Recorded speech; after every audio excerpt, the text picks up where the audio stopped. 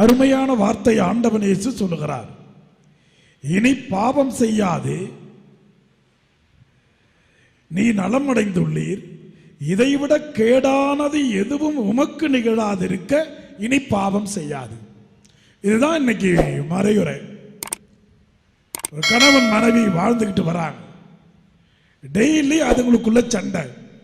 கணவர் குடிச்சிட்டு வராரு, ஏதாவது ஒன்று காரணம் அவங்க கண்டுபிடிப்பாங்க. அது நல்லா தெரியும், குடிகார கணவருக்கு ஏதாவது ஒரு காரணத்தை அவர் கண்டுபிடிப்பார். அது காரணமாக உனக்கு இருக்கவே இருக்காது, அது ஒண்ணுமே இல்லாத ஒண்ணு. ஆனா அது செய்யறது தப்பா தெரியாது. அங்க நடந்துகிட்டு இருக்கிற ஒரு சின்ன காரியத்தை பெருசா பார்க்கும், அதை சண்டைக்கு எடுக்கும். ஏன்னா வேற காரணம் கிடையாது. இப்படிதான் நிறைய பேர் நம்ம வீடுகளில் இருப்பாங்க. ஆக அதை குறை பண்ணிக்கிறது சில பேர் கெட்டிக்காரங்க. அது நீங்களா இருக்கலாம், உங்க கணவரா இருக்கலாம், உங்க பிள்ளைகளா இருக்கலாம். யாராவது ஒரு ஆள் ரொம்ப கெட்டிக்காரா இருப்பாங்க. அந்த மாதிரி குடும்பங்கள்ல தான் சண்டை அதிகமாக வரும். குறைகளை கண்டுக்காம போறாங்க இல்லையா, அந்த குடும்பம் நல்லா இருக்கும்.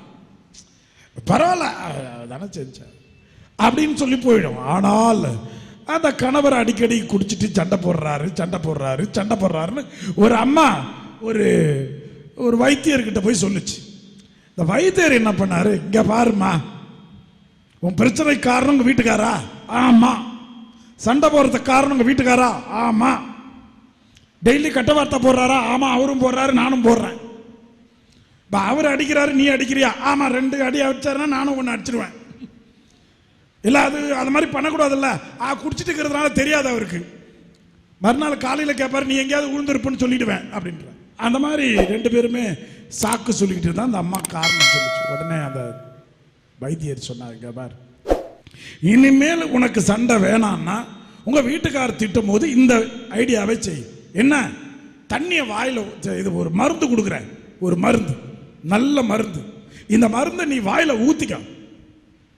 அவர்கிட்ட நீ சண்டை போடணும்னு தோணும் போது அந்த மருந்தை வாயில விட்டுன்னு அப்படி இப்படி பண்ணு. உடனே அவர் சண்டையை நிப்பாட்டுவார், கவலையப்படாது. போச்சு. அடுத்த நாள் அவர் சண்டை போட ஆரம்பிக்கிறார். இரியா கொஞ்ச நேரம், அப்படி நான் குடிச்சுக்கிறேன். இப்படி இருக்கு. அவர் பாட்டில் கத்துறாரு, சண்டை போடுறாரு, அதெல்லாம் அவ்வளவுதான். சரி, 1 நாள் போச்சு, 2 நாள் போச்சு, 1 வாரம் போச்சு. சண்டை போட வந்தாலும் இதுதான் தண்ணியை வாயில ஊத்திக்குது. அப்புறம் சண்டை வரல மாட்டேங்குது இல்ல. வேற யாராவது பேசினா தானே சண்டை வரும். அது பாட்டு கத்திட்டு அது பாட்டு தூங்கிடுது.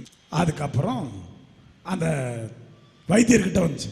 வைத்தியர நல்ல கேன் முழுச கொடு, ஏன்னா என் வீட்டில் சண்டையே நடக்கிறது இல்லை, நான் பேசுறது இல்லல்ல, மருந்து வாயில கொடுத்துருக்கிறிய. அவர் சொன்னார், பைத்தியக்காரி, அது மருந்து இல்லை, சாதாரண குடிக்கிற தண்ணி. 2 கேனை நான் ஒரு டேங்க் கூட பிடிச்சிட்டு போ, பிரச்சனை கிடையாது. நீ என்னைக்கு நான் கோவப்படுறதுக்கு காரணம் எங்க வீட்டுக்காரு அப்படின்றியோ அது வரைக்கும் பிரச்சனை இருந்துகிட்டே இருக்கு.